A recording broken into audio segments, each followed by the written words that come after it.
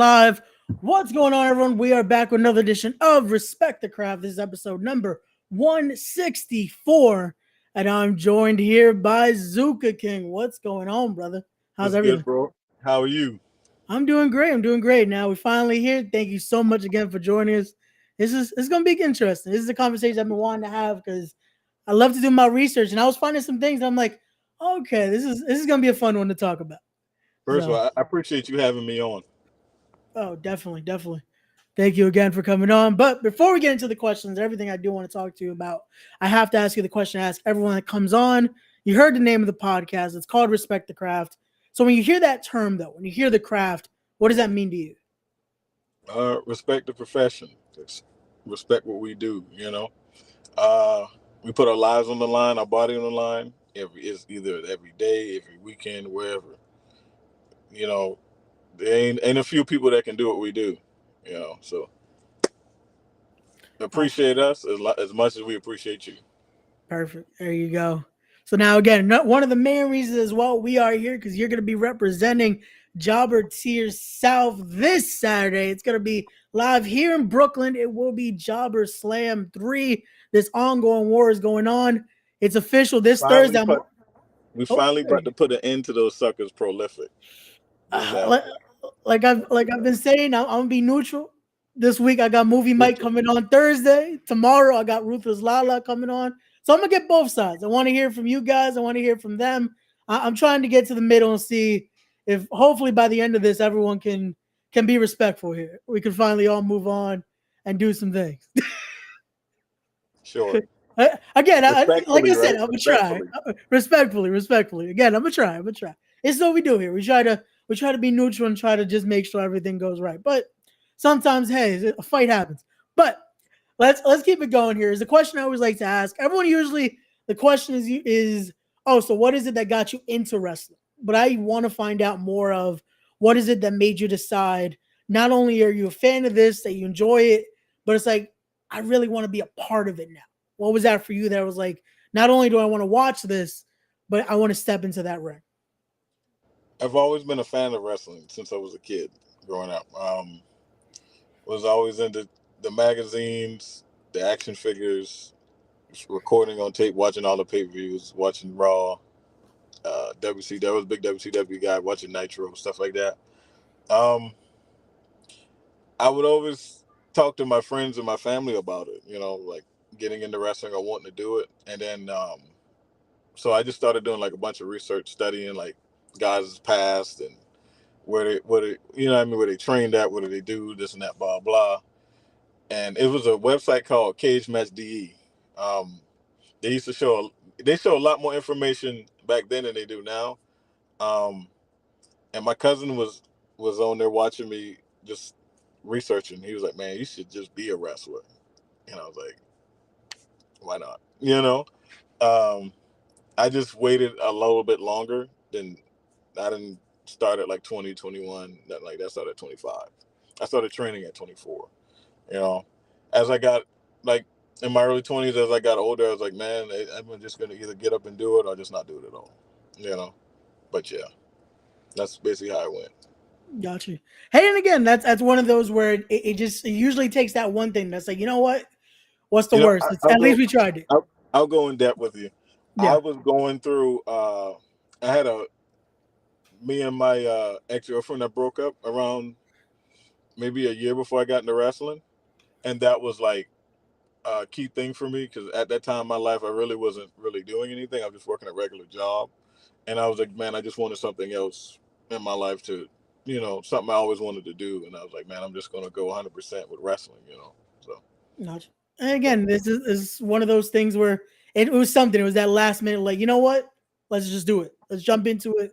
The worst that could happen, at least you say you tried it. And hey, it's been a lot more than trying. It's been a lot of opportunities and stuff that we're about to get into here. So let's get into this. I wanna ask you a few questions about.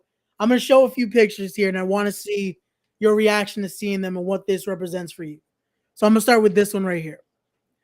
With the match, the image, just what it meant to not only share the ring with George South, but being in there, especially as a champion at the time, right there, and getting to face a legendary competitor like George South. I have nothing but respect for love. I have nothing but love and respect for George South. Uh, me and him have a great relationship. I go to him for a lot of advice. I listen to a lot of his stories throughout the years. It's always good to talk to a guy. I'm a big fan of old school wrestling from the territory days, Crockett, uh, Florida, Mid South, AWA, all that good stuff, Portland, all that stuff. So it was good to talk to a guy who was there when Flair was on top, Dusty was on top, uh, the who's who of wrestling back then, and hearing stories from them, especially a guy in our area in the Carolinas, who can give us that knowledge and give us, all those historical moments and all the moments he's been through working for the WWE, working for WCW, working for Jim Crockett. Like, he's blessing us with all that knowledge, information, and to finally be in the ring with him. I'm not happy that he beat me for the belt. We're gonna step in the ring one more time, but I got nothing but love and respect for George South. He's always been a good teacher, and he's he's a, he lived it. He still lives it today. He breathes it. You know what I mean? He still got the same love and passion he had for it back then. And he's still in there doing his thing. Gotcha. Yeah, I was looking when I saw that. I was like, this is a combo I have to have because I had on TIM a few weeks back. And we talked about that. And like every time I hear someone when they shared the ring with George South, I'm like, it's insane to see how he's still going strong these years later. It's Like, one of the highlights of my career. Just finally been in the ring with him. yeah, You know, there you and go. defending the belt against him on the big stage for AML wrestling, that meant a lot to me. Perfect. So now let's go to this picture here because I can imagine again it's another one where it's deeper meaning than just what the picture can say. So you got right there again. You got TIM in there. You got yourself. You got Caprice Coleman, and then you got STP in there. So for you, what especially at WrestleCade as well, what did this mean? And I think you're muted for a second. oh, sorry about that. Can you hear me now? So yeah, for you, just that whole image right there, that picture, getting to have you in there, TIM, Caprice, and STP. What was that for you? And it's hard to describe that night. I felt like I finally um, made it with uh, made it on a level with some high level top talent, and to share the ring with those guys. See, I've been wrestling in the Carolinas a long time, and one of my goals was to be in WrestleCade, like, to be on WrestleCade. I did battle royals, Super Show, Rumbles, and things like that, but my goal was to always have a match at WrestleCade, Yeah, and that was like my first big match. My first match was a big match on WrestleCade, and me going into it, I work a different style than a lot of these guys. I'm slower. I'm kick punch. I'm old school. And to be in there with Caprice, Timmy, Shane Taylor, Moses, uh, uh, Khan, who's on AEW right now doing this thing. Um, it was Shane Taylor still doing this thing in Ring of Honor. Caprice still doing this thing in Ring of Honor. It was awesome to be in the ring with those guys and to be able to work with them and feel like, man, I'm on the level with these guys. Going in there, representing AML, being the Future Stars champion, the first Future Stars champion. I was the Battle Zone United States champion, so I went in there with 2 belts, and getting all the love and feedback I got after the match. And I feel like I earned a lot of people respect.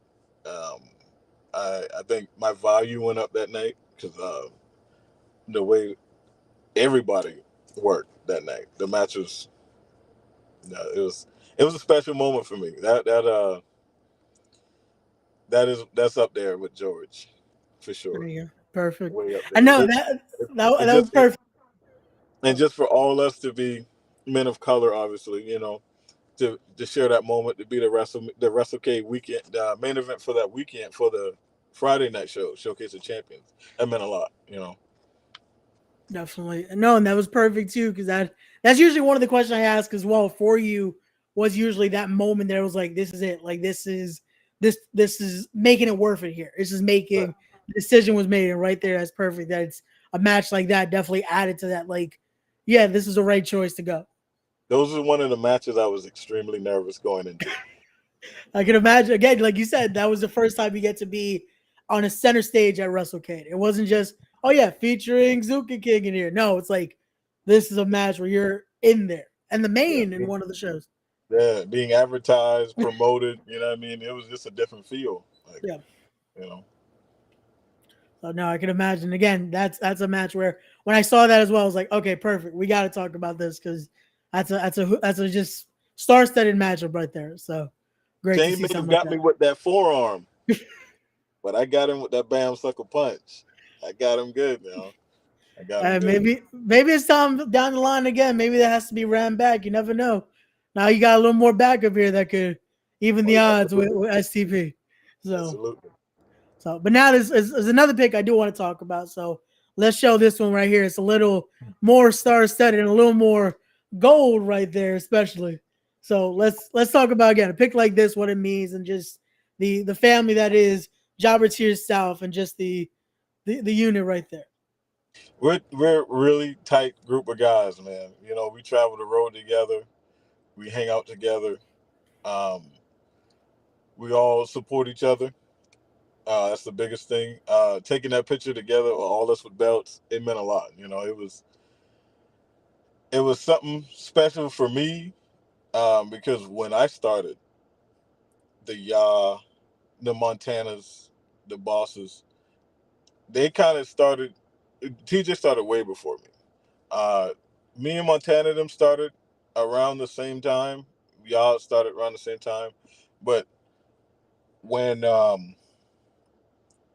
they were like on AML and doing these bigger shows, and TJ was getting on to like PWX and stuff like that, and I was still working like the kid like APW and different places like that at the time. PWX and AML were the two big fish in the pond that everybody wanted to Gotcha. be at, and, and guys like that were on it. So it was me working with those guys, me being friends with them, and then I have to work myself up to be on that level with them, and be to that stage with those guys, because they did their thing at AML, TJ did their thing at PWX, Montana did his thing. Y'all was the PWX Pure Champion. I think he was the first or second one. Just to be up there and just be able to, for now, all us to bask in our, in a sense, like Keith Lee said, bask in our glory that we're champions now. We've made our way in the Carolinas. We're all doing it together. We're all super tight. We're all cool. Owen Knight is awesome. He's amazing. I think he's one of the best wrestlers to come out of Georgia, to be honest with you. It was a magical moment, man. It was awesome to take that picture, you know. Shout out to George. George, I think his name is George Amos, who took that picture for us. He was awesome as well. He was a great photographer. That's perfect. Again, that's one of those where I can imagine that made you even more. That just it pushed you, like you wanted to get to that stage where they were, and just making sure like, hey, we're all gonna make it there. Like, and to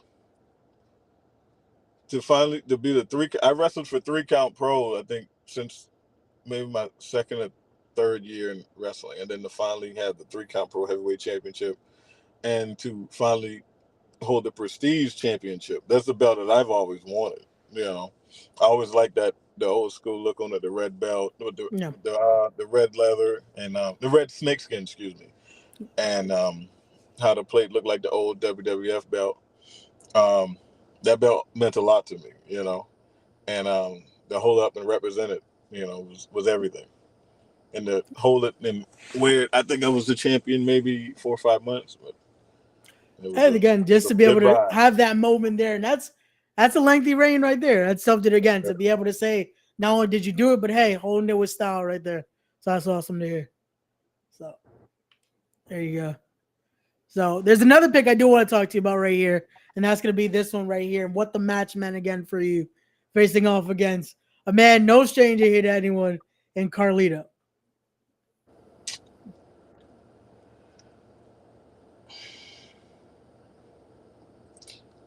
My first time, I wrestled big names from Gangrel to Tommy Dreamer, Ricky Morton, Tommy Rich, the who's who. But to be in a featured match against Carlito, um, the feeling it was, man, I had goosebumps. I was nervous. It was amazing. I still couldn't believe I was on the flyer next to him, like me out of all people, you know. But I felt like, man, there's a group of people just like everybody else who used me, who worked with me, who blessed me to be on their show. They believed in me, and they believed that I could go in there and have a good match with him. Now, he was on WWE the week before. I was like, what? Like, oh snap! Like for real? Like this really going down? But then I started thinking, well, if he gets signed, he won't be able to make the show, you know. And then he confirmed everything was good, and it was a surreal moment for me. Just like the weeks leading up to it, I did a radio interview, I did a TV interview. Um, when I got to the building, they had our tables like not next to each other, but in a sense, like it was a space between us.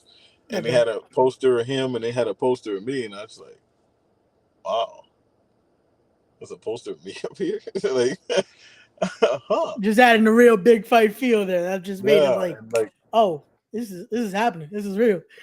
we were selling, and I was selling merch, and I was just looking over. I'm like, man, I'm about to, because I was always a big fan of Carlito. Yeah. You know, I was always a big fan. You know, I'm old school guy, and I was like, man, I'm wrestling Carlos Colon's son, bro. Like this is wild. You know, um, I was just looking over. I was like, man, I'm about to wrestle him in the main event. You know, and we put in a lot of work for this. The promotion, DCW, Dan Wright and AC Divine, they put in a lot of work for this, and me just sacrificing a lot of time to be on the radio and go on TV and just promote it. It felt really good. It felt like when I watch WWE and AEW and Impact and these guys doing all these trips and all so that the advertise promote the show. That's how I felt. That's things I always loved about the business. The the press scrums, the interviews, the talking, to build the brand. I've always been a fan of that. You know, I just loved wrestling all together. You know, and what you got to do, all the work you got to put into it, and I felt like, oh man, this is what I'm doing now, and I have to do this. I have to be the guy that they need me to be to represent the company. So it was awesome. It was awesome.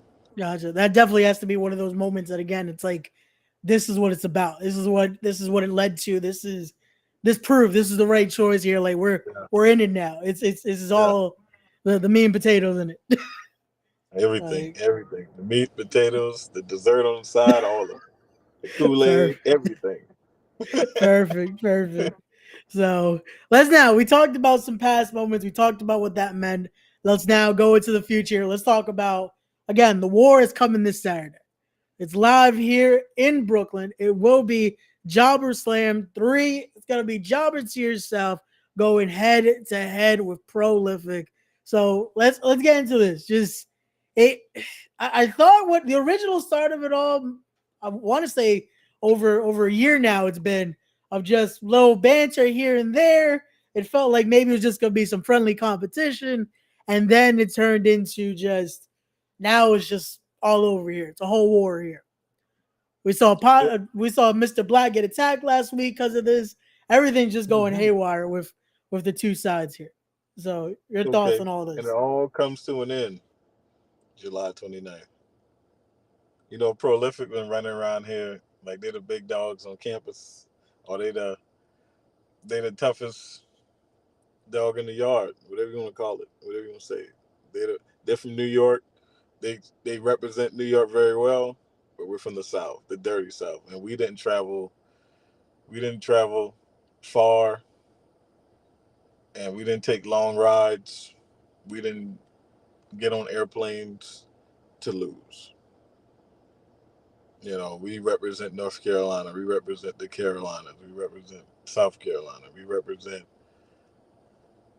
everything about this area, and we're going to go to New York and show them why the South is the best.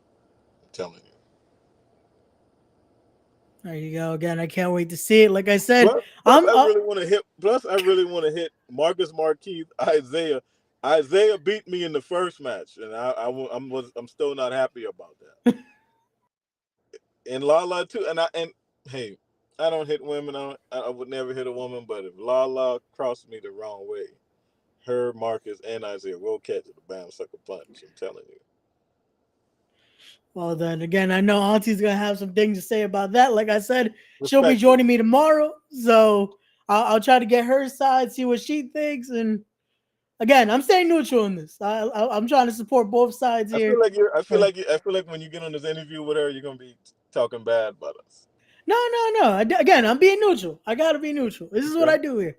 Again, other podcasts might pick their side already. They might be already in it by Saturday. But again, I'll be neutral when it comes to Saturday. If you don't keep your word, when I get there, I will throw you over the guardrail. Man, I don't know what to tell you after you cross the guardrail, sir. Well, this is again. I'll stay neutral. Like I said, Saturday you got my word. We'll be good. We'll be good for Saturday. This is why we're here. If I wouldn't be neutral, why would I have both sides on? Like it's trying to we keep in peace here on the podcast. That's all. Okay.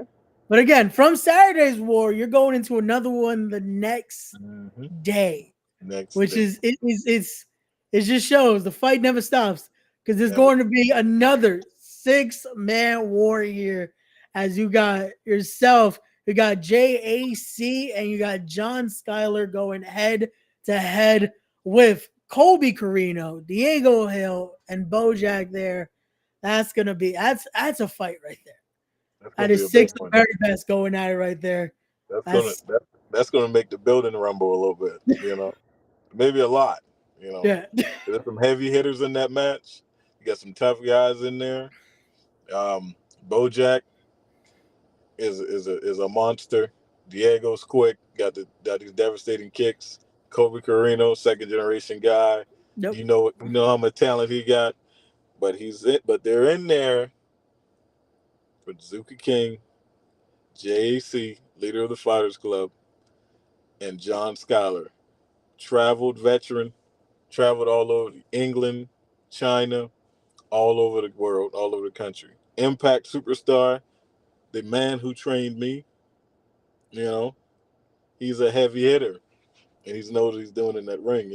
So it's going to be a fight for sure. And he's the new prestige heavyweight champion. Well, that adds a whole nother element to it now. JAC is the Future Stars champion. I may not have a belt right now, and that's okay. I don't need a belt. This is all I need right here. And we're gonna. I was gonna say they got you as a heavy hitter right there. And again, absolutely. I've seen what Colby could do in that ring. He's one to throw a strike too. So it's gonna be another fight on Sunday. He's a tough man. Brother's been doing death matches. He's also wrestled all over the country. But when Zuka King, John Schuyler, and JC get together, we abuse power. And we get what we want. And we're going to do what we want by any means necessary. There you go. And here we go. We got the brother Toe in the chat representing the Knuckleheads. And I hate to put Toe under, but I don't think they're going to be as neutral as I am on Saturday. Oh, he's a prolific guy. Okay. I apologize to my bro Toe. I'm gonna get heat for that later, but I might have to throw him under the bus. I don't think he's gonna be as neutral as I am on Saturday. If he's a prolific guy, I might throw him over the guardrail. There you go. Like I said, I'll be neutral. I'll be enjoying the match, watching it, and just seeing who walks out victorious. So we'll see how that goes Saturday. But again, Sunday, I'm looking forward to that, seeing all 6 of you in there. I've gotten to see a lot of Colby and Diego at Callus Wrestling, working there with them. So definitely getting to see what they got and what they bring to the table. And again, Colby and you, I can imagine sharing that mentality, that old school style to it in the ring and outside the ring. Just that's going to be interesting to see. So, yeah, absolutely. So before we do move on here, I do want to ask, what is it for you that brings that style that's what you want to do in the ring? What is it about that old school way of wrestling that it makes you want to be like, this is what I got to do in there? Like I want to redefine it my way, but bringing that respect to a classic style. It's the style of wrestling I fell in love with. I I grew up watching Raw, WCW, and WWF.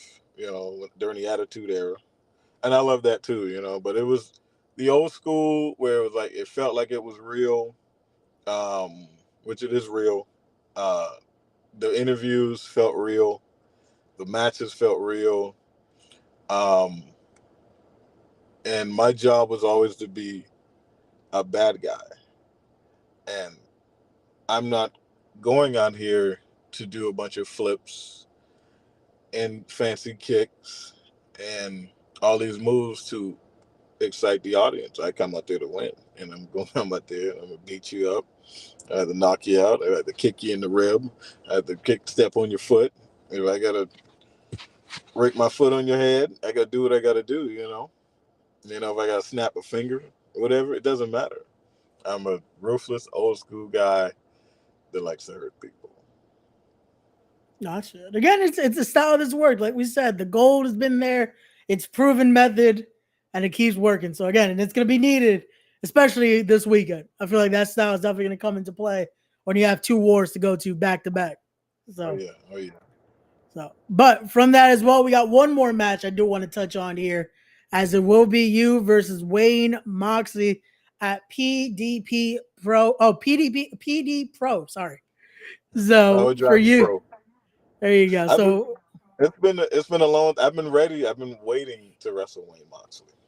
He's a talented young kid. He got a lot of drive, and he's always on the road. He's always making it towns, whether he's on the show or not. He's always there doing what he got to do.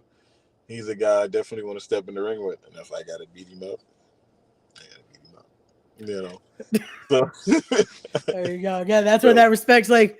Oh, again, we'll shake hands before, but once that bell rings, it's a different story. It's on and popping. There you go. So now we talked about matches you've had, matches confirmed for the future here. Let's talk about this. If we have to put on a little bit of a list here, who's on that top of that list of Zuka King that you want to get in the ring with, that you haven't had a chance to yet? I always get asked this question, man, and I've never been a guy that just looked at it like that. If you book me, if I get the wrestle, if he's good, whatever, I'm just there to wrestle, do my job. I've never sat down and be like, oh, it's a list. But there's I've always wanted to wrestle one of my favorite wrestlers, Negro Casas. I always wanted to wrestle him. I want to wrestle. I don't know if you ever heard of Judez. He's from the West Coast, wrestling a lot in SoCal. Okay, check him out. I wrestled Bounty Keith. I want to wrestle him again. Jade Newman, Landon Hale. I still want to match with him. It's a lot of guys I want to step in the ring with. Let me see.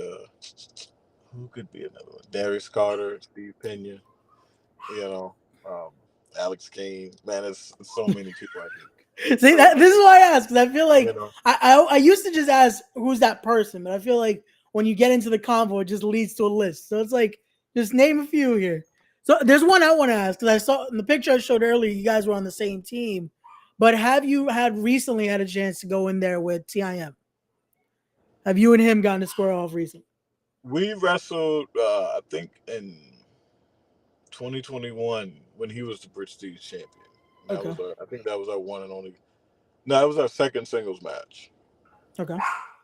He beat me for the AML. Not AML. He beat me for the APW Heavyweight Championship. About 3 years ago, I think, 4 years ago. Okay. And then we wrestled again at AML for the Prestige Championship. Oh, you want it in your hand? You can put it right there. Gotcha. But no, that's definitely a match. I feel like, especially with how you both have, again, seeing the growth and the improvement and the evolution, I feel like that might be a match that you guys need to run back eventually. So yeah, absolutely. promoters listening, we got to see that happen. I'd love to wrestle him again, anytime, any place, anywhere. I see he's big out there in Catalyst. You know, I like going up north too. So I was gonna say, I feel like again, I might know some people there. I don't know, so I might have to. Is another one too. Like I can team with him or we can wrestle each other. It is what it is, man. Anthony Henry's JD Drake. I love to get in the ring with JD Drake again. We have to go toe to toe with Shane one more time. Shane Taylor, and there's so many guys go get in there with, you know. Definitely. But again, the opportunities are endless, and you never know. Again, whoever's listening, again, get in contact with the man, books the matches.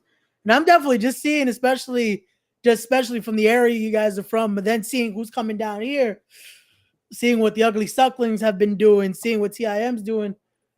Maybe it's time Catalyst. I know they're listening, so we might need to bring in Zuka King to the next Catalyst show. Whenever they're ready for me, I'll be there ready. So, I don't even got to knock. I just walk right through the door. There you go.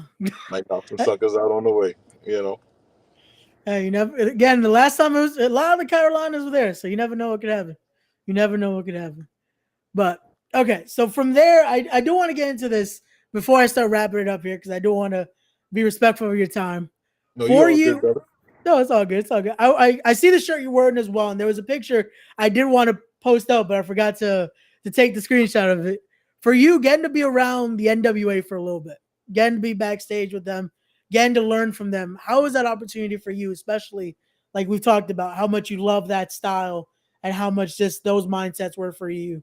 Getting to be around that, how was that opportunity for you? It was an awesome experience. It was great to be to finally be a part of the NWA.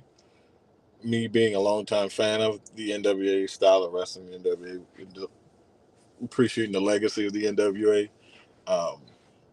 Me wanting to be the NWA World Champion one day. I've always wanted to hold that belt and have that belt. It felt cool, man. It was really good. You know, everybody was cool. Everybody was nice. You know, there was some good people, some super talented guys and girls there. It was a special moment. It was a special time. It was fun, and I got to wrestle on the Fan Fest show. So they got to see a little bit of what Zuka King can do. You know, so. It was a good experience. Definitely a good experience. Nice. Here's hoping again more opportunities will come, and again just more people to get to see what Zuka King brings to that square circle. But again, brother, thank you so much here for joining us. Before I let you go, please, everyone that's listening, make sure you're following this guy right here on all of his social media. Go follow him on Instagram right there, Zuka_King_. Go follow him on Twitter. I guess now we got to call it X. I'm not sure what's going on there, but hey.